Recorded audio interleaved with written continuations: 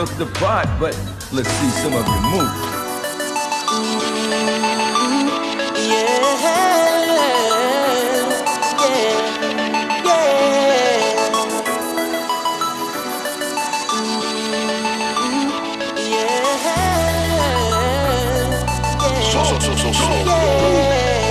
Feeling like a star, you can't stop my shine. I'm loving Cloud City, my head's in the sky. I'm solo, I'm hunting solo, I'm hunting solo, I'm hunting solo, solo. Yeah, I'm feeling good tonight, finally feeling free and it feels so right. Oh, time to do the things I like. Gonna see a princess, everything's alright. Oh, no job but an answer to, ain't a fixture in the palace zoo. No, and since the carbon nights off me, I'm living life now that I'm free, yeah. Time to get myself together, now I got myself together. Now I made it through the weather, better days are gonna get better. I'm so happy, the carbon night is gone. I'm moving on, I'm so happy that it's over now. The pain is gone. I'm putting on my shades to cover up my eyes. I'm jumping in my ride, I'm heading out tonight. I'm solo, I'm hunting solo, I'm hunting solo, I'm hunting solo, solo. Picking up my blaster, putting it on my side. I'm jumping in my falcon, Wookie at my side. I'm solo, I'm hunting solo, I'm hunting solo, I'm hunting solo, solo. I'm hunting solo. Okay, I can see you have some skills, but now it's my turn. That song never, ever gets old and always makes me dance. I was dancing away. You couldn't see it because you got all kinds of fancy intros and stuff also, but I was dancing over here.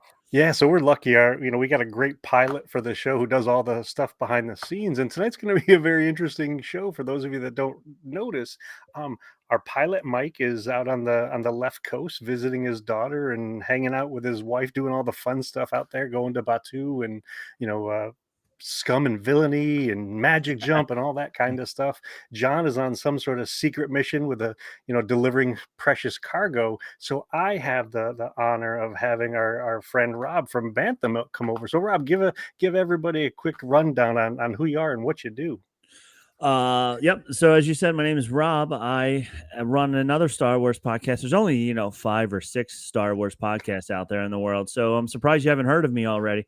Or like 5,000 of them for that matter. But yeah, ours is Bantam Milk Podcast. We, just like every other one, we do a lot of show rundowns and talking about shows and stuff. And I know you don't want to be too spoilery, but the final episode of Ahsoka was last night, and for some people, they were very happy that it was over. But anyway. Oh, you mean the Acolyte? Acolyte. I mean, sorry, yeah. Not Ahsoka. Acolyte. Yeah, final episode of Acolyte was last night. So. So I do, similar things to what you do, although we're not trying to get ourselves a giant inflatable Millennium Falcon, which is really cool. I now that I'm on the show, I definitely, once you get it, I want first dibs on jumping around in there. Yeah, we already have started an invitation list. Okay, that's going to go out to everybody once we get it. And there's going to be a couple rules for the Falcon. One, you're not allowed to bring your friend needles to the Falcon. Okay, yeah, that makes sense. And you definitely have to keep your shoes off. So right, yeah. You got those grippy socks from those other trampoline parks. From the other trampoline parks and stuff. Definitely, yeah. So so that's me. Ken was on. We were doing a roundtable discussion for a little while, and Ken was on my show a while back. So then he asked me to be on and help him out tonight. So here I am, helping out my good friend Ken. That's what our Star Wars people do, is we help each other out. Yes, sir. Friends helping friends. That's for sure. How long have you been doing it? I forgot to. So we started right before The Mandalorian started. So we're like about 4 years now or so, like right around 2019, 2020, I think we did maybe 3 episodes together, and then COVID, and then we did a whole season separate. Nick was at his house and I was at my house, and then once the COVID ban lifted, he kept coming back over here again, and we would do it here in my little mini Star Wars studio here. So we've been doing it since the start of The Mandalorian. I wanted to do a podcast, and Nick and I worked together, and we were both like big Star Wars fans. So we were like, let's do a Star Wars podcast. And then at the same time is when they decided that they were going to start releasing this show called The Mandalorian. And we were like, hey, let's do this Boba Fett podcast. Little did we know that The Mandalorian was not going to be Boba Fett, but I don't want to say way cooler, but definitely very, very cool in a whole different way. And we really enjoyed it, and we really enjoyed him. And, so we've been doing the show rundowns like everybody else does. We've been getting some other people on. We just had a kid on from California. He's a power lifter. He's in the Olympic weightlifting categories. Hello. It's a little bit different than powerlifting. Like they do different types of lifts. Like he was doing clean and jerk and squats and all this stuff. But 16 years old, he came in second place in nationals for his age group, and he squats around 440 or something like that. Yeah, I was like, you could put both Nick and I on your shoulders and you could squat us. And he was like, yeah, pretty much.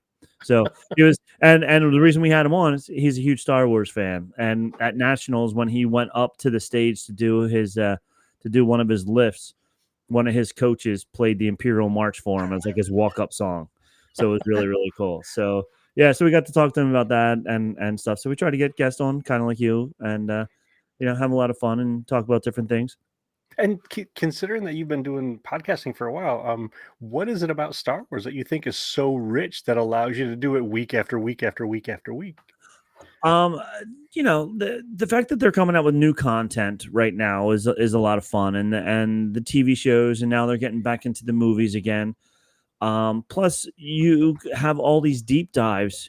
Nick and I always talk about how we would love to even just be that background guy, like the guy who says we're gonna be talking about cantinas and stuff tonight, but the guy who says to Luke Skywalker, he doesn't like you, I don't like you either. Like that guy can go to Comic Cons for the rest of his life. I'm not sure if he's still alive or not, but just as an example, for the rest of his life, and people would be like, "Oh my God, you're so awesome because you were that pig nose guy that said I don't like you to Luke Skywalker." And the fact that fans have made backstories for characters and stuff, like Camptono guy, I forget what his real name is. Wilro Hood, Yeah, my friend. Wilro Hood, the running of the Wilro Hoods. Like the guy just for no reason he had an ice cream maker under his arm and he just ran by, and everybody was like, he needs a story. So we're like, this is what we love. We love finding these deep dives when there's not new shows going on about people. And even like when they started doing The Mandalorian, and the Ugnaughts became so much cooler than just these weird guys in the background, like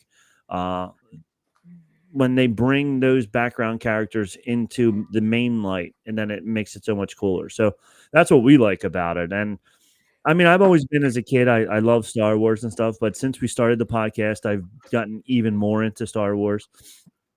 So I really like now doing all the deep dives and finding out all those deep, dark secrets. And same thing with like Disney. Like now that Star Wars is at Disney, it's fun going there and then finding all the deep, dark secrets about Disney as well. And, the first thing that you learn about Disney is, that they have the basketball net in the Matterhorn, because that was like something that when they were building it. And so like, that's your first like little thing. And it's the same thing with like Star Wars. Like when you find that first thing that somebody else didn't know, you feel so awesome, but then you get part of the community and everybody's like, yeah, I know that. Yeah. So it's like, but did you know about this other thing? Like yeah, the exactly. bullet holes in the wall are from when Thrawn and Anakin were on Batuu.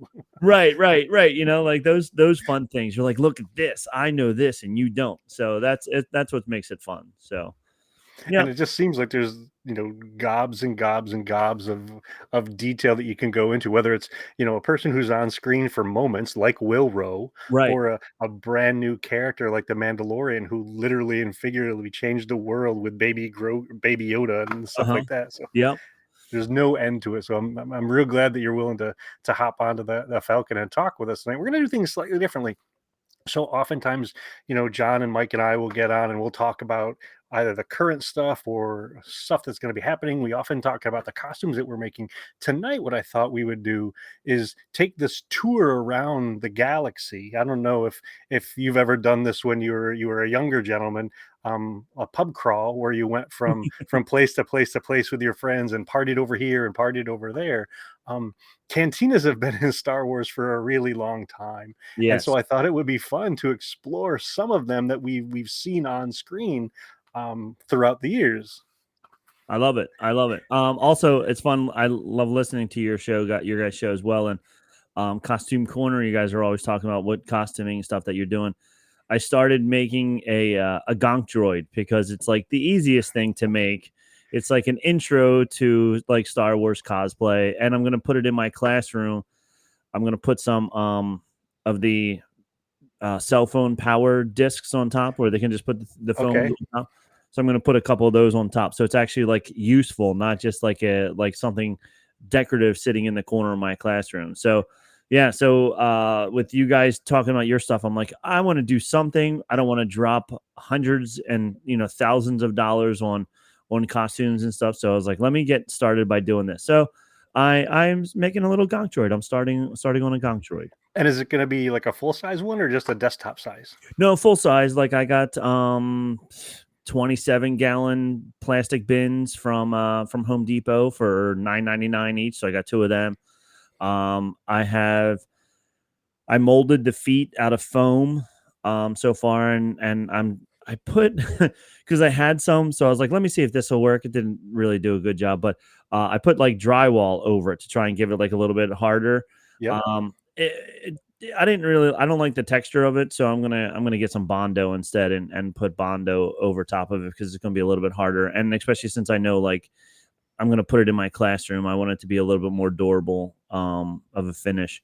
But yeah, I joined Gonk Droid Builders Facebook group, and I was Okay. looking at some of their plans and stuff, and so just looking to see what other people are doing. And the thing that I think is the neatest about the Gonk Droid, or the easiest, I guess, about the Gonk Droid is that you have to have some kind of face on it, and then as the Star Wars people call them, the greeblies, all the little accent things all over it. You can really customize it any way you want to. Like there's the official one that like you saw, but even the ones that you see on the TV, the different shows, they're all different as it is. So Yep. you can really customize it. It's not like a Mandalorian costume where you have to get approval if you want to be in the 501st or whatever, and it has to be exactly screen accurate and all this stuff, which I love the fact that you guys do that. It looks so awesome. And I would love to get to that level, but I'm not making that type of a commitment yet. So I just want something fun to put in the corner and, just be like, I made that. And then the kids would be like, whoa. The ones that like Star Wars would be like, that's cool. And then the other ones are going to be like, that's stupid. But I guarantee they'll all be putting their phones on top of it to Of charge their course. phones. Yes. So there are two things I want to say about this, other than congratulations. You've taken your first step into a larger world. Um, if you when you complete this, not if, because I know you're going to do it. You're one of these people who, when you set your mind to it, you just finish it from beginning. No matter how long it takes, you'll get it done. Once it's done, you now have an entry into the Droid Builders. Okay. Yeah. So which is an official Star Wars group, which means you can then go to to conventions and Lucasfilm events and all that kind of stuff as an official member. Right. So my pit droid BRZR has gotten me into the Droid Builders. And just a warning, I mean, I don't mean to scare you when I say this, that it is a slippery slope, because Oh, I once you know. once you start doing it, before you know, like, yes, honey, I need 3 mannequins because I have 3 different costumes That's that I 3 want different to be on. costumes. Yeah. Yeah. Uh-huh. I I don't care have, how creepy you think it is to have that in the bathroom. right. I have a couple of 3D printed helmets over here that I Oh, printed nice. out. Because with my school, I have a 3D printer for my school, so I printed them out in parts. They're not 100% official. I'm sure. I don't know if they would actually like pass. And I know right now they wouldn't, because it's just a 3D printed. There's no Bondo. There's no anything over top of it or stuff. But I just like that, just having them there, even though they're not 100% official or anything like that. It's just fun that they're there. And this is also like part of my intro to costuming and all that good stuff. So, but It yeah, all starts somewhere. That's so it cool. starts somewhere. Yes. And let us know if you need some help because Mike lives just outside of Philly. I live down in Jersey, not too far from Philly. So we're Yeah. more than happy to either invite you to one of our secret super secret armor parties, or we swing by your garage and help you put the bits together. Awesome. Yeah. Thank you very much. That'd be awesome. Yeah. Yeah. And so, considering that cantinas have been a part of Star Wars for such a long time, why do you think George? Because this was something that was supposed to be for kids. Right. Why do you think he put this bar that was filled with scum and villainy in it? I think just well, also it was the 70s, so it I think they had a different outlook on um scum and villainy and alcohol and all that stuff than we do today. Like jokingly, the teachers back in the 70s at lunchtime were even not just I remember as a kid going into the teachers lounge as a kid and it's just completely full of smoke and stuff. So like what you were allowed to do back then, you're not allowed to do these days. So I feel like alcohol might have been a little bit more of a mainstay, whatever, than today type of thing. And it was like, hey, this is what people do. They go to pubs, they go to bars. So we're gonna make a pub, we're gonna make a bar. And where else would all the bad guys go but except to a bar type of thing? So I'm gonna make this nasty, scary bar thing, and I'm gonna call it a cantina. Yeah. And And in some ways, it has that throwback to not just to pubs like old English pubs or whatever, but to the right, Western. yeah, That's yeah, that's where the bounty hunters hung out. That's where if you didn't know a town very well, that's where the people would gather. uh So huh, you need to have that location that can be a central point of it. So yeah. And just think of every Western TV show or movie. Something bad always happens in the bar. So if you want to have something bad happen in space, you would go to a space cantina. So there you go. and it So even spills out into the streets with a duel of some right, sort. a duel of some sort. And so let's talk about Chalman's cantina, that Yeah. first cantina that we see. I mean, what are some of the things that you remember about it? What do you think are some of the things that make it such an amazing piece of Star Wars? I think the first thing is just the aesthetics of it. Like when you walk in, you see the bar itself and um the rounded, the horseshoe shape of the bar. And just how they had the band playing in the corner. They were able to get so many different species and different characters into one setting at one time that in the 70s when you're watching you're like, oh my god, what is that, what is that, what is that, and it's like, and they didn't have what we have today. There's no social media back then for you to look up to see what it was, so you had to find out from your friend who found out from somebody else who knew from somebody that this was a that or whatever. um so I think it was really cool you seeing all the different people. And of course, who shot first was happens in there, so that makes it even more mysterious and bad guyish because there was a gunfight in there and nobody cared. Somebody got blown up and everybody was just like, Sorry whatever. about the mess. Yeah, sorry about the mess. Here's a tip, clean it up. Um, and even it was funny because in was it Ahsoka they went back to it, and then there was a droids working there. What series was it in again? I thought it was Book of Boba Fett. Book of Boba Fett. There we go. Thank you. So it was funny then the way they brought it back with their little Easter egg of droids working it in Book of Boba Fett because they walk in and your kind's not allowed in here, and the droids weren't allowed in at all, which is funny because they're just droids, but like for whatever reason they didn't want droids in there. So the two most innocent, although R2D2 is not really that innocent, but C3PO is. The two most innocent characters in Star Wars weren't allowed in, and and then you see 30 years later, or 40 years later, they're working it now because how times have changed. So I think that was it for me. It was just I just remember the first time seeing it and just being like, whoa, that's so cool, all those different creatures. And think about all those different creatures that became action figures. Yeah. You Oh know, yeah.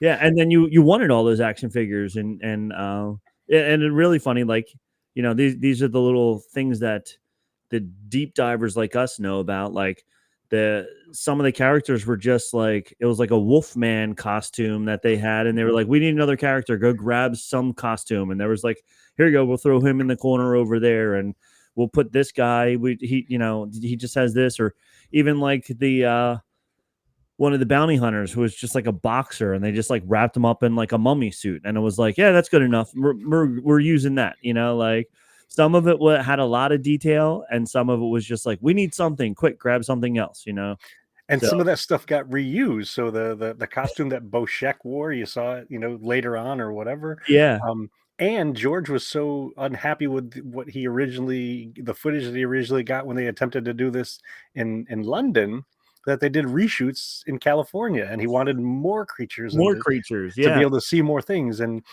some of more of those behind the scene details that nerds like us know is the pieces and bits and bobs that were in the background were actually found items. So that one canister was a part of an engine for an airplane, which also became the head of IG-88. Yeah, So it's and all of those things. And now you can go down to Florida, Batu East, or go out to California, Batu West, and see those things behind the bar and at Oga's. yeah, which is really, really fun. I like how they reuse and make you feel like you're a part of it by making it, bringing all those things back and bringing back all those Easter eggs and stuff. So, um, it is fun. What did you think when you first saw the cantina? It was overwhelming. Like, what are all of these things that I'm looking at? I mean, this guy over here looks like a devil. That thing looks like a bat. And why do those two ladies in the corner? What are they up to? Looks like they're Right. they're smoking out of a hookah or something. And I didn't even know what a hookah was at the time. But I'm like, Yeah. this is so weird. And to your point with the clean up the mess, they don't pay any attention to most of that stuff. Things just go on in the background, and you go to Toys R Us and like, oh, that's the guy, Yeah. that's the Wolfman or whatever. And it was just so cool. And to your point of them bringing it back, whether it's in the Mandalorian or as toys changed throughout history, it had some of the characters had no name. They were just like, this is the Hammerhead and Uh-huh. Snaggletooth or whatever. And then over time, when they got more of the background stories, whether it's through the role playing games or the video games, then the different toys came out that gave them proper names. Yeah. So it's just never ending fun. And there's some folks like Tom Spina from Regal Robot. One of his jobs is to restore these costumes. So if there's one person on the planet that probably knows more about the cantina, it's probably Tom Spina and some of the guys from Blast Points podcast, Jason and Gabe. Okay. They've done hours and hours and hours of research. And Tom has been at the archives at Lucasfilm to see these costumes and see the maquettes and the Polaroid pictures from behind the scenes. So it's almost like they're archaeologists Yeah. from Yeah. this galaxy far Pretty away. good. And that cantina, Chalmun's Cantina, even showed up in the 1978 holiday special. Yes. And some of those same aliens and stuff. So it was It was fun, when, and it was was it our first entry into that wild life. yeah. Was it B. Arthur? Who was this? Who was Yeah, she was the singer, yeah, she Akmina. was singing. Yeah, she was singing the whole song Yeah, about like getting out, go home. It was like, yeah, I knew what her whole song was. It was pretty great. much. It was the early closing time song. Yeah. Hey, we got Lily joining us, so let's just say hi to her. Hello. So we have our first viewer. How cool is that? I'm glad that those things are working. I'm still trying to learn the background stuff behind this. That's why Mike is usually in the pilot seat, and I'm just Right. the engineer and the making sure that the stuff is working Just properly just hitting that and not button. even doing it very well. Right, hitting that button because you want to watch out the front screen, but you got to keep hitting that button on the side to make sure that you don't lose power points there on your Falcon. Honda would be very mad if we did Mhm. that. He would. So Chalmun's Cantina was the first one that we saw, and then in the prequel trilogy, we got to visit the Outlanders Club and the Attack of the Clones, and that was more of a a techno dance sports nightclub bar at the Yeah. the lower levels of Coruscant. Equally overwhelming, lots of flashing lights, except they upped the game. This was so much more to see. And so what were your thoughts on the prequels when you saw Anakin and Obi-Wan step into that bar? So I think it goes along with when you watch the prequels versus watching the original trilogy, how much flashier the prequels were in comparison. So everything about it was much flashier. Like you said, all the neon lights. And who was the I can't remember the bounty hunter's name, but she was the shapeshifter. Zam Wessel. Yeah, Zam Wessel. When they like chasing Zam Wessel around was a whole really fun scene, and the fact that they're going into the cantina and then they finally get him out of the cantina and get him into the alley behind it. But yeah, it's interesting because each of these cantinas are all slightly different, and just like your regular bars at home, everyone's a little bit different as well. So this one was, like you said, it was like the nightclubby version. This is the one that all the kids who want to go to the rave are going to go to this one. um and it was fun just seeing a different version of the cantina.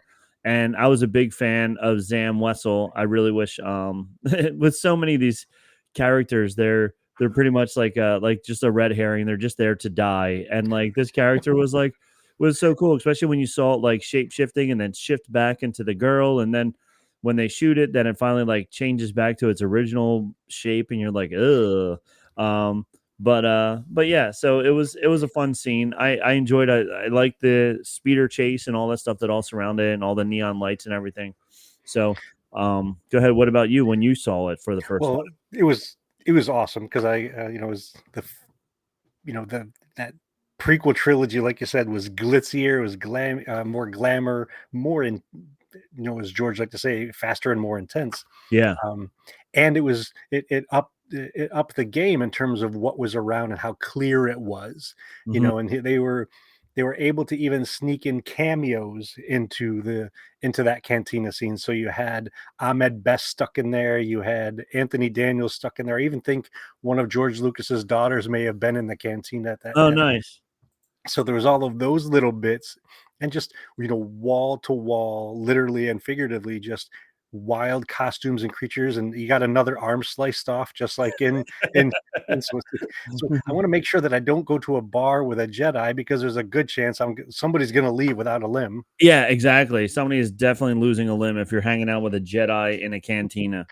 If And you see a Jedi walk in, that's when you go check and you try and yeah, get out as quickly as yeah, possible. I'm going to make sure I go around the other side of it, because I Yeah, know that the blade's at least 24 inches. I want to make yeah, sure yeah. I don't get I'm clipped. gonna go way over there. Wherever he's going, I'm going to the opposite Yeah. side. And I thought it was pretty funny too that so these two Jedi walk into the bar. The older Jedi tells the younger one to go do stuff. I'm gonna go get a drink. Yeah. Yeah, you've got work to do. I'm getting a beverage. I'm getting a beverage. I'm gonna Yeah, enjoy myself while you go do your thing. You go do it and leave me alone. yeah. And I think Zam Wessel's another one of those fun characters that would make for a great subject of one of those not what if stories, but the tales of, like Yeah. Tales of the Empire or Tales of the Jedi. They could do a Tales of the Bounty Hunter and do all of these animated clips that give a little bit more of the story to these characters that we didn't get to see on screen. Yeah, and even seeing like Zam Wessel change into different characters, not just the girl that he changed into. Like it would be fun to see him, just walking down the street, kind of like Transformers when they were like when Bumblebee went from like the old Beetle to like the fancy Camaro. It's like, oh no, I want to be this car now. Boom, boom. Yeah, So it would be fun seeing Zam Wessel just be like, oh, they're looking for a girl. I'm going to change to a Wookiee. yeah. Boom. Now I'm a Wookiee. Wasn't there like an alien that could do that in another show? Or maybe I'm thinking of something completely different. No, Um, it was Critters. Did you ever yes. see Yep. Uh-huh. one of the bounty hunters from Critters? They had no face, and they would just see someone See and someone else. change into them. Yeah. They did I think they picked a rock star or something like that. Yep. And a supermodel or something. Well, of course. Why wouldn't you? That's what I would do. Yeah, and so you've got that, and going back to this idea of Jedi cutting off limbs, like that's Yeah. just something that we do. That's you it. know Yeah.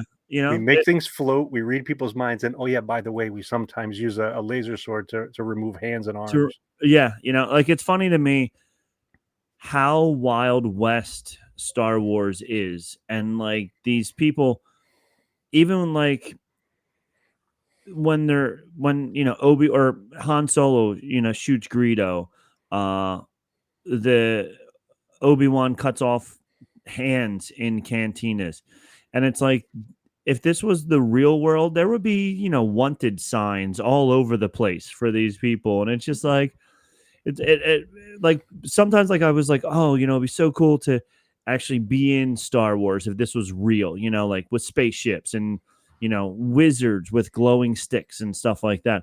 But then at the same time, you're like, do I really want to be around all of that? Because, like you said, I could have my arm chopped off just because I'm in the wrong place at the wrong time, and it would just be that's just what happens. Go Yeah, ahead, go move back to your drinks. This on. Go back. Jedi business. Yeah, Yeah, there's nothing to see here. there's nothing to see here. All Jedi business. Leave us alone. So yeah, it's pretty funny. So we got that in the second trilogy, and then in the Disney trilogy, for Rise of Skywalker, I think the name of the cantina was the Monastery, and I think one of the coolest parts about that was the one on Kijimi, where C-3PO and Poe Dameron and a bunch of other folks go through the to try to find Zori Bliss. You got the maestro as the guy behind the bar. John Williams has a cameo behind the bar, Yeah. and he's got like a funky eye patch on. And one of the goofy behind the scenes things that I didn't learn about until afterwards is many of the props that were surrounding him at the bar were homages to all of the movies that John Williams had made music for. Oh, that's so cool. So there was like a Jaws thing and a Harry Potter thing and an Indiana Jones thing, so he's there for the first time in a Star Wars, even though he's been doing the music for them for decades. Yeah. And I think his name was Maestro or something like Uh-huh. they rearranged the letters to give him, that title in that one. What did you think of that bar? That was that's one of those like you said, the huge Easter egg bars that when you find out more about it, the more you like it. And what was I'm trying to think. Who did they meet? There was that the one where I forget her name. She was wearing all red. She had the helmet on. That was Zori Bliss. Yeah, Zori Bliss. That's where they meet Zori Bliss, and it was just the scenes in there were really good. And then, like you said, when somebody finds out either before the movie came out or like when you go to see it opening weekend, and then somebody's like, "Oh my God, did you see?" Like my friend Tom and I, we would always go for probably the last 5 or 6 Star Wars movies. We would see it twice opening weekend. We would see it either Thursday or Friday. And then we would see it a second time opening weekend in 3D if we didn't see it in 3D the first time, just to see if it was any different or any better in 3D. I really wish this is me on like my little peach stand here, my basket, whatever. That like the 3D movies were more like the rides at Disney World. When you're seeing a 3D ride at Disney World, like it's all inclusive. Like the whole time you're seeing it's in 3D. Where when you're watching a 3D movie, there's always like 2 scenes where something is coming right at you and you like jump. But for the most part, it just adds like a little bit more depth. And like a lot of times you're like, I don't even like wearing these glasses the whole time because I'm missing something or whatever. Yep. So we really and they've gotten away from 3D, I think, more recently, but we would always see it like twice. And then by the time we went back the second time is when we were then always looking for all those little Easter eggs, and it was like seeing John Williams in there, and then we would be like, quietly but loud enough for the person next to us to hear, be like, John Williams, something like that. Or like when in the Senate, when you saw the ETs in the Senate, in the little pod thing, in the little pod things, you're like ET, like you're like, I know something that the person next to me doesn't. So yeah, so that was fun when you see John Williams. My son was doing his co-op. Where is it? There we go. At the Academy of Music and in Philadelphia. And when he was working there, John Williams came with what's his name? Yanni? No, not Yanni. Oh, I can't remember the other guy's name. Very famous orchestra person. Darn it. Anyway, so John Williams came, and while he was there, people were like sending in stuff. Like one person sent something from like Argentina. They like mailed it from Argentina for him to sign. So my son calls me up and he's like, I got John Williams is going to be here, and all these people are sending stuff. Do you want me to get anything signed for you? And my son just started getting into vinyl. So he took, this is my Empire Strikes Back vinyl from when I was a kid, because I had a From record the 80s? from the 80s. Yeah. Yeah. Like the original, like, Oh my goodness. yeah, like really, really cool. So I had this and like one other record, like a Mickey Mouse record that had been saved from the 80s. So he actually took it to school with him. And I was like, "Do you have that?" He goes, "Yeah." I go, "Take that, get that signed, because that'll be really, really cool." So he did. So it says, and he goes, "I'm sorry, he didn't write a lot. But he wrote the same thing to everybody. He wrote, my son's name is Trey because he's the third. So it says, Trey, best wishes, John Williams. So it's really, really cool that, and That's the fact that it's, awesome. I mean, the guy's in his 90s now. So the fact that we got it at this point in time, knowing that, who knows, not many people live to 100. So the fact that we got it so late in his life and his career, that's really, really cool. So um he's a pretty good musician too. I mean, he's done a couple things. I mean, He's done a thing or two. he knows he knows a little bit about music. Yeah, I yeah. guess. I mean, if you had to get an autograph from someone, I guess he's the guy. I guess he's okay. He's I mean, worth getting. although I always thought he just stood up there and waved a stick around. Right. You know? Yeah. I mean, really, like he never plays the instruments. Yeah. Everybody else does. He was recently on Smartless, another podcast with three really famous guys, not me, whatever. But when he was on there, they asked him, and he actually knows how to play a good, I think, 3 or 4 instruments really, really well. But he's just really, really good at choreographing and writing all the music and stuff, because the stuff that he writes is just unbelievable. So I mean, he's no Ludwig Göransson or anything. no, not at all.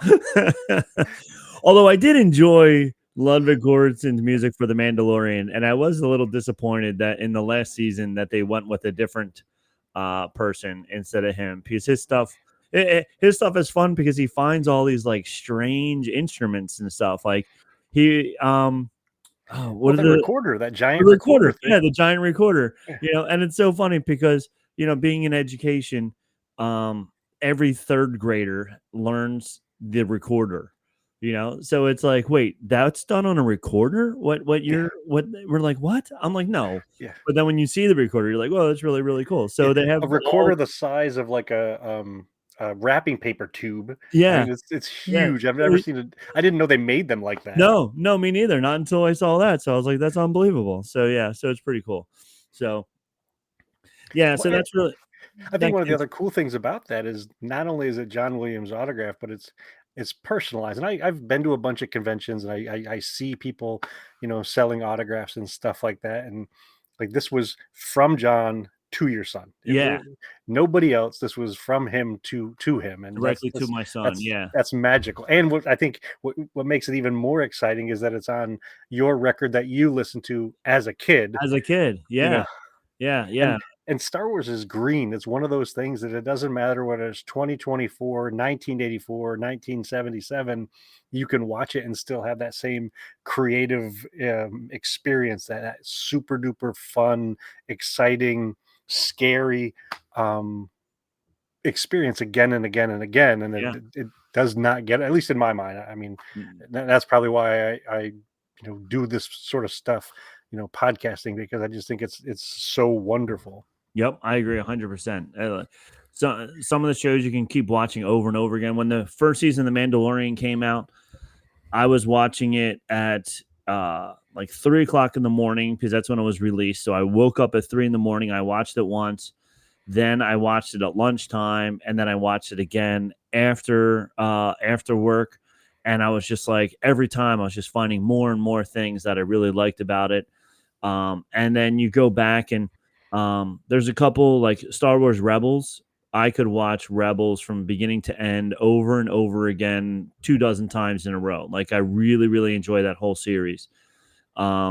and then of course the original trilogy. Who every time it's on TNT, who doesn't stop and watch it?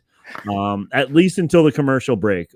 Yeah, because that's like, oh yeah, I should probably go back to real life. I should probably, Yeah, yeah. because I could very easily sew myself to the couch and watch it, even though I've seen it a million times. A million times, and I know what's going to happen, but I'm going to sit here, and I have Disney Plus. I could easily put it on Disney Plus and not have to watch the commercials, but no, I'm Yes. just going to sit here and keep watching through these commercials and everything. So it is pretty funny.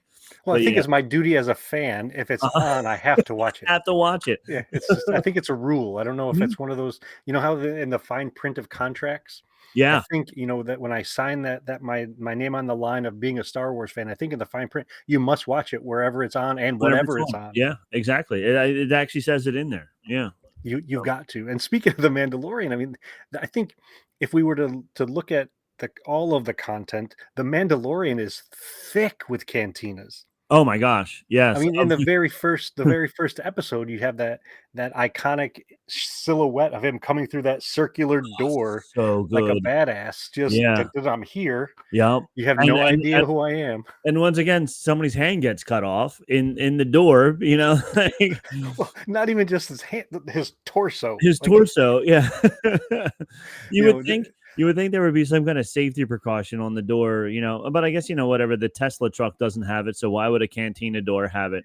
A safety feature there that it won't cut your hand off. So yeah, it'll cut your torso right in half. and why are the edges of it so sharp that they can sever a being in half? Even when I go to ShopRite or whatever, there's the rubber bumper on the Right, doors. right, So exactly. even if the door did close on me, it wouldn't hurt as much. But that thing legit cut a dude in half. Yeah, if at the most it should just squish you. It shouldn't cut you in half. Like it should at some point stop. But this was just like razor blades. It was like nice and clean. So yeah, you got to watch out for those cantina doors. But yeah, that very first one, you just walk in, and it's such a great intro to the series, and such a great intro to welcome back. Here's another cantina.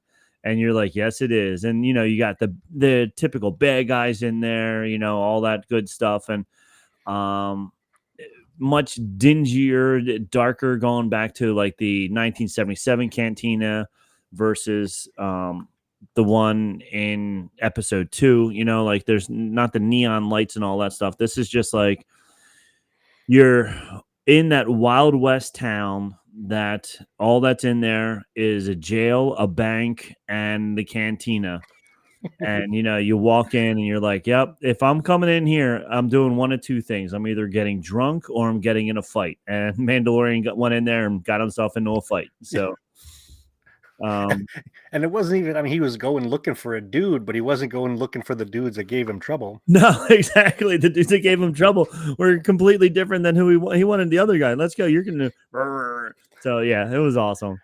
But And yeah, it was, speaking of the bad guys, it's almost like a real life cantina where you got the one guy who's all swole. I'm the biggest and the baddest. What are you gonna do? And Mando, who's smaller than him, yep.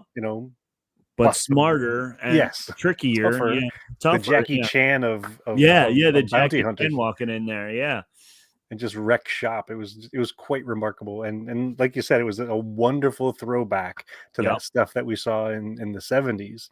And then speaking of, you'd mentioned about a droid bar that showed up in the Book of Boba Fett in, I think it was season 3 of Mandalorian. They went to a bar called the Resistor, and it was 4 droids. It was 4 droids, yeah. The entire bar was filled with robots. Yep. From the barkeep to the patrons, just from wall to wall. And then you just have these two faceless Mandalorians walking in, asking, because they're on some sort of a detective mission, asking for information.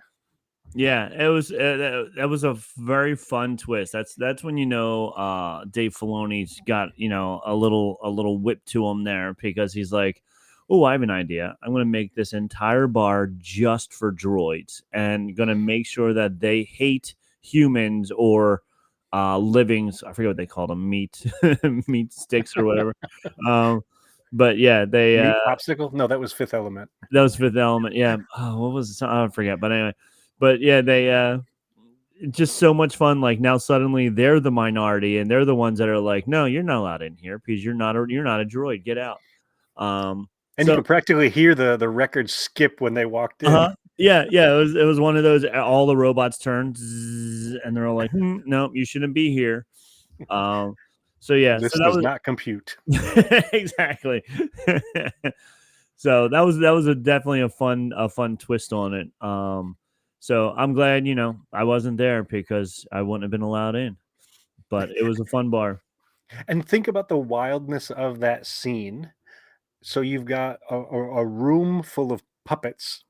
You've got well, I think the only real people were in there. There was some. I think it might have been Chris Bartlett who was in one of the protocol droid costumes, and then you have the two Mandos. So nobody in there has a human face that you can see. Right. It's all so it was wild. At least I Yeah, don't remember them having their helmets on when they came in. But it was just crazy to have that wonderful transition from before droids aren't allowed to now we yeah. run the joint. Now we run the joint. Now it's all droids all the time, and it's like there's not a human allowed in or a human face to be seen. And Um, then when you jump from The Mandalorian to the Book of Boba Fett, there was that one episode that it was, even though it was in the Book of Boba Fett, it was all about the Mandalorian. it was And the best episode. Mando comes in and drops a guy's head on the table. Yeah.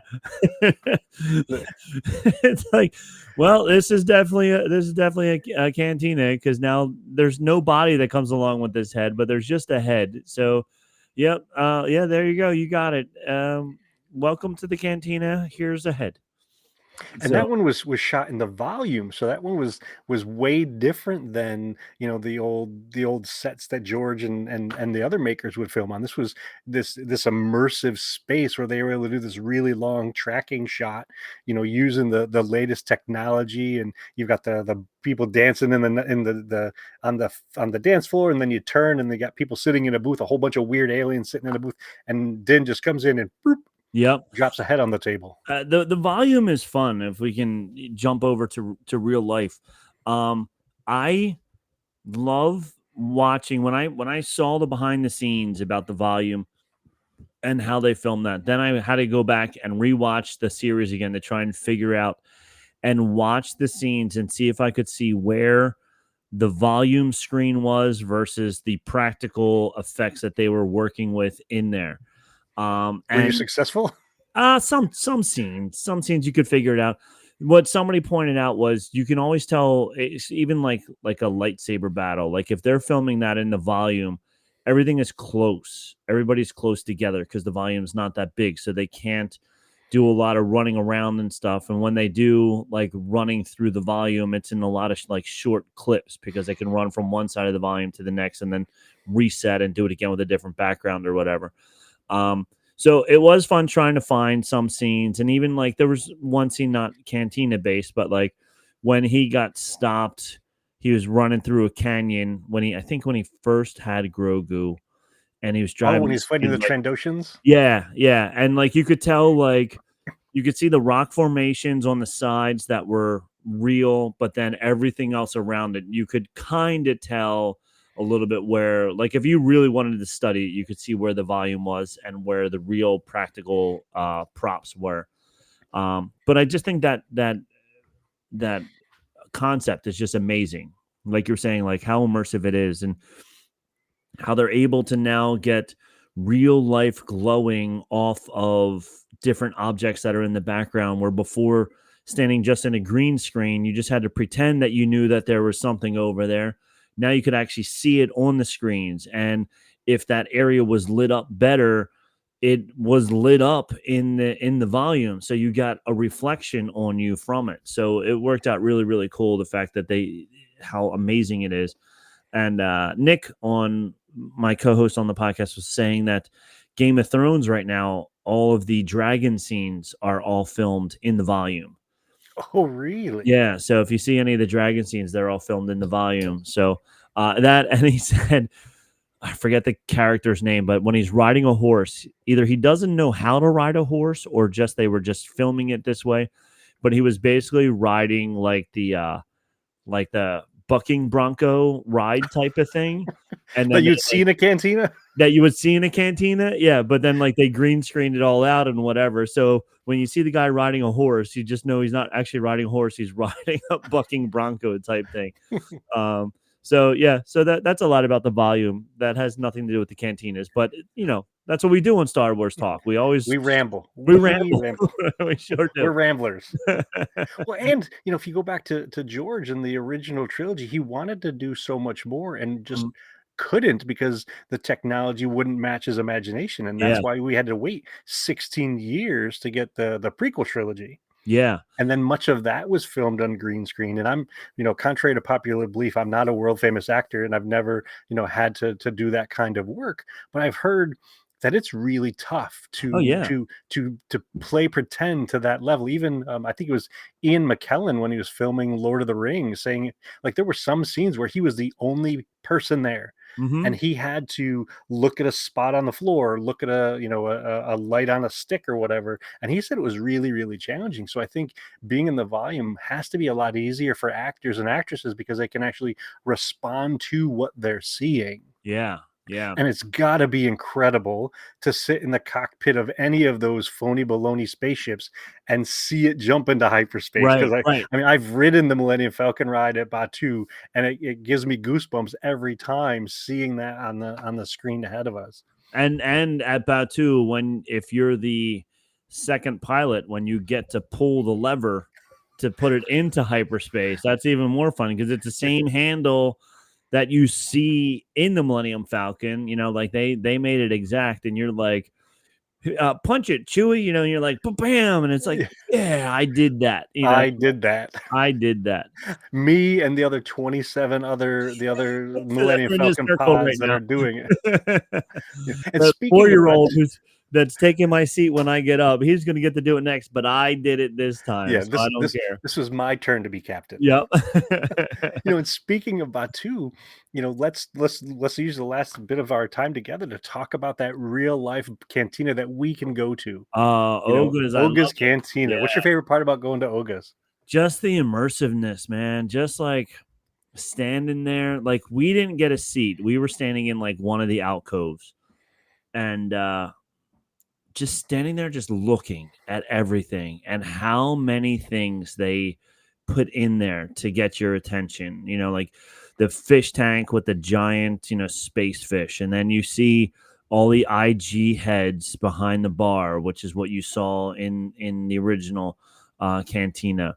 And just how detailed the countertop is, the under the counter, the walls that your feet kick if you're sitting at the bar. Like they didn't need to make that fancy, but they did. They could have very easily dumbed it down a little bit, but they didn't. They took it all away. The walls, the texturing on the walls was just like the hard sand texture on Tatooine. And then I also loved how they repurposed DJ Rex From Star Tours. From Star Tours, yeah. When they the robot that was in Star Tours that they replaced with C-3PO, they were like, "Hey, we got this droid sitting around. Let's use them." And then they turned him into a DJ, which was really, really cool. And they turn him into a toy that you can buy. Let's see if I can get him on screen. Oh, he's in the back too much. You can't see him, but he's up there next to that little BD unit that I have. I can barely see him right there. Yep. Yeah. So he's awesome. And the fact that, once again, those hardcore people are like, yo, he was from Star Tours. And they're like, what are you talking about? And it's like, but it's just fun because even in that, there's so many little Easter eggs and stuff that you can have. And, I have it hanging on the wall behind the other seat, but I took the menu when we were there. And hold on, let me see if I can get them. The menu and the coasters. I took the coasters as well. I was like, I'm taking these. Yes, sir. I paid enough money for these drinks that I'm standing here. My wife and we got like a couple of snacks. They didn't have like full meals. The one thing that I didn't like about it, at least when we were there, it may be different now, but when you sign up, they tell you have 45 minutes on the disclaimer as you're signing up on the app. here's your time. You have 45 minutes. When you walk in the door, they're like, okay, your time is 12:30. You have 45 minutes, blah, blah, blah. And I get it. Everybody wants to go into Olga's, and it's really cool. But the fact that it was the one time, like my wife and I were actually just talking about in the Disney parks, that there's a rumor, I guess, an unwritten rule that if you're one of the friends of the characters, um, which if you know Disney talk, you know what it means to be the friends of the characters. You're not supposed to release before the kid releases. So if you're friends with Mickey Mouse and a kid comes and gives you a hug, you hug them until they're done hugging you. And then once they let go, then you're allowed to let go. So one of the things is, then the people are trying to see how long they can keep Mickey Mouse or whatever, Darth Vader hugging them, whatever the case may be. So like that never they don't force you through when you go to meet the characters. Like they let you, you talk, that, and every character is super nice, and they're like, oh my gosh, it's so nice to see you, blah blah blah, like whatever. And you never feel rushed. This is the only time that I was in a Disney park that I felt rushed, because every time, like 2 or 3 times, and even when the person came to bring us our drinks, I even think at that point they also said, just remember you only have 45 minutes and stuff. And I'm like, yes, I get it. Like that was the only thing that I didn't like about it. And I get it. If they didn't tell you that, people would be in there maybe not buying more drinks, but just taking it all in. And it's also air conditioned. And, right now, America's in a heat wave. It's just as hot down there as it is up here in Jersey. It's 100 degrees with 100% humidity and all that fun stuff. So I get it. A lot of people want to hang out there and just feel the air conditioning for a while, and are like, look, especially if you're seated, it's much easier, I think, if you're seated, to stay longer than the 45 minutes. But that was the only thing I didn't like about it. Everything else I did like. That's it. I'm off my. Well, I think I'm with you on that, and part of it is, for me, like, I want to be there. Like I joked Yeah. around with Heather and the boys when we went. I said, you can just leave me there. Yeah. Legit, leave me there. I don't Just mean leave just me for today. Like Mhm. I could live here. Yeah. I don't care if there's not really a bed. I'll sleep in where they're fixing the speeders, and maybe Right. Chewy will come over and cuddle me for warmth. I hear he's a spooner. I don't know, but I don't know. but just like, to your point, like I just want to be there. I want to Mhm. soak it in. I want to look at the walls. I want to take pictures of Rex, from 75 different angles. Yep. I want Yep. to get the pictures of those things behind the bar. And even though the cast members do remind you of that, beyond that, they were fantastic. When we went, we Yeah. were lucky. They were immersed. They were in character, to the point Mhm. where they were even singing some of the songs that were Okay. made specific. I mean, they have 2 playlists. They, so Disney went so far as to make music that gets played in the cantina. And they were singing the words that weren't in English, but they were singing the songs like they've been listening to them on the Billboard Top 40 with Right. Casey Exactly. Kasem and Yep. stuff like that. The Um. only other thing I would complain about, and I don't mean this to sound too harsh, but those beverages that we enjoyed are pricey. Oh, very, very pricey. Yeah. Yeah. They're very, very pricey, and especially, I mean, I get it. It's Disney. Everything is pricey at Disney, but they were very pricey. It was like more than a normal drink, but that's what you're getting at Disney. You're going to spend more Yes. money than you want to. You just have to budget for it, but it's just like, okay, here it goes. Well, budget and plan. So we And plan, yeah. both, the last time that Heather and I went, we got a early morning entry into Oga's. So I think it was like 9:45 or 10:45 or something like that. So we got on Star Tours, then headed over to Oga's, got our drinks before breakfast, as sometimes you do on vacation. Right. And I'm listening to the music. I'm hanging out with, Star Wars people in character. I'm like, let's get another one. Yeah. And Heather Yeah. said, "You sure?" I said, You sure about "Yes, let's just get another one." So another round came around, and then when I saw the bill, I'm like, "Oh shit!" Yeah. Like, You're like, sorry, I gotta bleep that out. Like, yeah. that's not what I expected. Yeah, I wasn't expecting that. Yeah. Yeah, I mean, I four drinks that were the price of a meal for four. Yeah, yeah, and like you said, like the snacks, it's not even like they have big snacks. They were small little snacks to go along with it. So it wasn't even like you could like it wasn't like a Bronto burger or something like that to go along with it. It was like nachos, Cheese you and know, like crackers. cheesy crackers. Yeah, exactly. Yeah. And you're like, okay. But I get it. Like they didn't want to make it a sit down meal place because then it would be even longer wait to get in there. So, but yeah, we went to Disney World 2 years in a row. We went one day before we went on a cruise that left from the port. It wasn't a Disney cruise, but it was a whatever. But it was fun. It was good. But so we went one day because we wanted to see Batu because we haven't been there yet.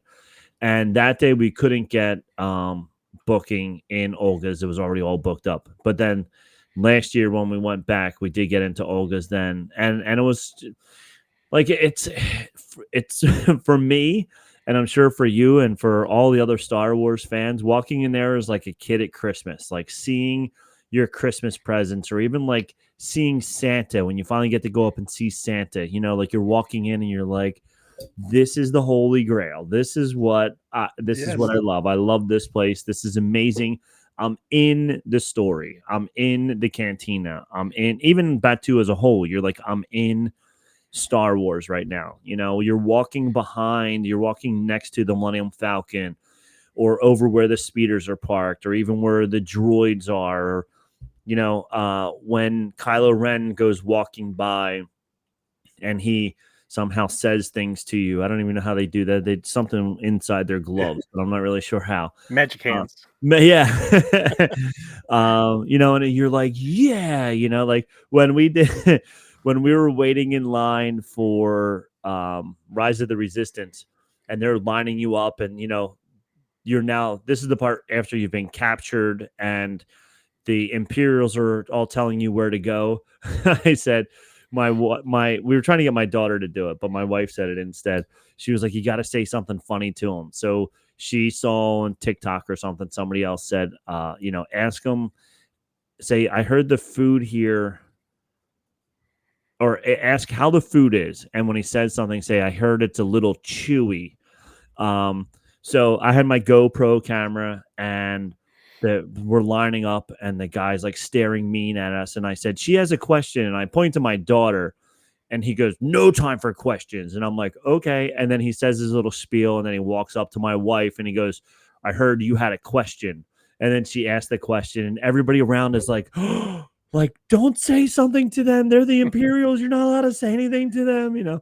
And so she says it, and he played it off. He goes, I guess you're going to find out, aren't you? And then he like walked away, and everybody was like, no way. It was so awesome. So it was so much fun. So next time, for all the fans, when you go to see, if you go down to Batu and you're waiting in line, make sure you ask them a question. Ask the Imperials a question and see what kind of response you get, because they enjoy it as well. Like as we were walking by, I heard him say to one of the other cast members, he goes, how'd I do? And the other guy was like, yeah, that was good. so they enjoy it as much as you enjoy being scared that you're going to actually get in trouble by the Imperials. So it was And pretty. it's funny because you know it's fake. I know it's fake. Everybody knows it's fake.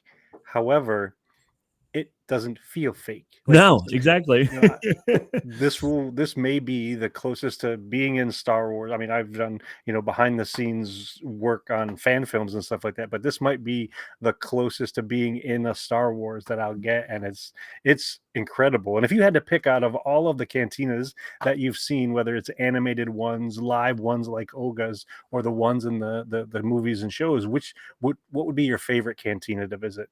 Oh, see, that's a great question. Favorite, because I'm looking through your list. You have 12 of them listed here. And I was like, okay, I need to refresh myself on what all of these cantinas are. And And that's just some of them. Those are the ones that came out of the off the top of my head. yeah, I think. I mean, obviously, this is kind of like the Disneyland, you know, Walt touched it type of thing. if you go to the canteen at the New Hope, in a New Hope, of course, that's the original one. But I think I'm looking at the in the Mandalorian. I think the one when he meets what's her name? Um, I can't think of her name right now. Cara Dune? When he meets Cara Dune in that cantina, that one was a fun cantina. And that's Grogu sitting there. He's like having fun. I think. Do you see a Loth cat in that one? I want to say you do. He was on the floor. He was Grogu on got to see the Loth cat. Yeah. Cara Dune was doing this weird energy battle with a Zabrak. Yeah, and it was like it was kind of like a cantina almost that you would find at like what you would think the typical like a Hawaiian theme, like an outdoor tropical cantina would be almost like if you're at like a luxury resort or something like that. Yeah, no windows. It's all open. All open air. They close yeah. the shutters or whatever. Yeah. Or the tent flaps. Yeah. So I think for me, I think that one was one of the most fun ones because it was so much different than all the other ones. It looked the least Star Warsy, except for the people that were in it were very Star Warsy. So that was definitely fun. And seeing the Loth cat, which Nick and I have talked numerous times about how you didn't really see many animals like pets in Star Wars until recently.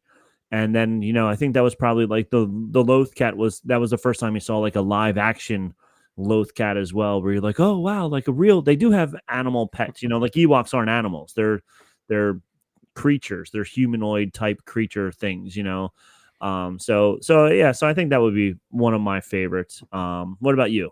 I want to hear what you have to say. I think I would have to pick the bar where Han Solo first met Lando Calrissian. So you've got the bar area where you can go and get your drinks. You've got this area where it's just this almost like an auditorium where they're playing sabacc, like high stakes sabacc. Yeah. And if you want to make it even more exciting, you can go around the corner and see robots fighting, like Rock'em Sock'em robots fighting. It's almost like Vegas of the cantinas. You got everything that you want right there, all in one arena. So, and I have never seen Therm Scissor Punch anywhere other than that cantina, so I want to, figure out Therm Scissor Punch's story. Right. Exactly. Yeah.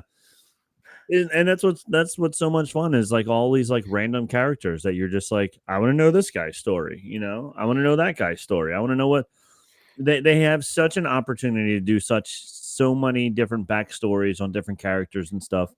And unfortunately for Star Wars as a whole, everybody has their opinion on what you should do. So when they don't do what I want them to do, then of course Star Wars is wrong. So then you hear all this, oh, they should have done this and they should have done that. But whatever, you can't please everybody, right? Well, thankfully, we have, Kathleen Kennedy and Kristen Baver and Dave Filoni listen to this show. So they appreciate what we share with them. Right, and, they've written it all down. Yeah, and I got to say, I'm sorry that we weren't able to get through that whole list. So if we do another intergalactic cantina crawl, would you be willing to come back and join us for round 2? Look, I love talking Star Wars and I love talking cantinas. And I was drinking, I said what I said, beer today from Evil Genius because I knew it would be perfectly appropriate because I'm just going to say whatever I say, and there it is. I said what I said. I said what I said. It's my story, and I'm sticking with it. I'm sticking with it. That's right. So everybody who listens to this show knows that I'm Ken from the Rambling Star Wars Fan, and you can catch us on YouTube every Wednesday night with John from the Beskar Bucket and Mike Hinton from Karita Cast, and his daughter Zoe Hinton does Star Wars Geek Girl with Lizzie. Where can our friends find you, Rob, when you're not on this show? Bantha Milk Podcast. You can find. We try to do as much as we can. Nick is very, very busy to do a weekly podcast. So we try and get him out there as much as we possibly can. So bi-weekly, at least one a month that will be out there. But we try to go for at least 2 to 3 a month. But yeah, so check us out on Bantha Milk Podcast. Instagram, Facebook, we got all of them. It's all listed the same thing. We're not very good on the social medias, but we do. We are on YouTube and also on wherever you find your podcast. So just look up Anthem Milk Podcast, and you should be able to find us. Nice. Thank Well, you. thanks for joining me on this episode. I don't know what they would say in Star Wars other than cheers. You know, Cheers. So thank you, everyone. I'm going to hit that outro and send you off across the galaxy.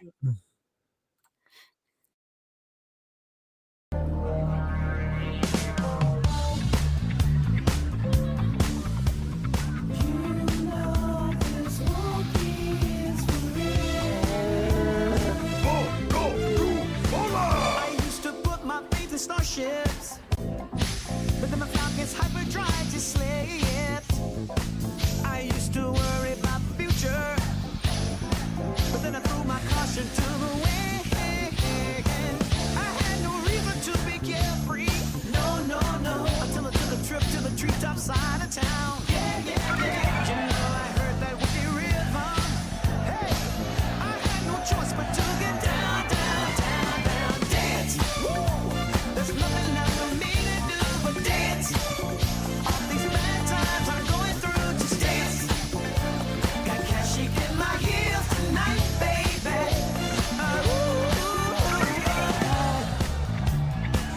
No disrespect to my man here, but you ready for the real deal superstar?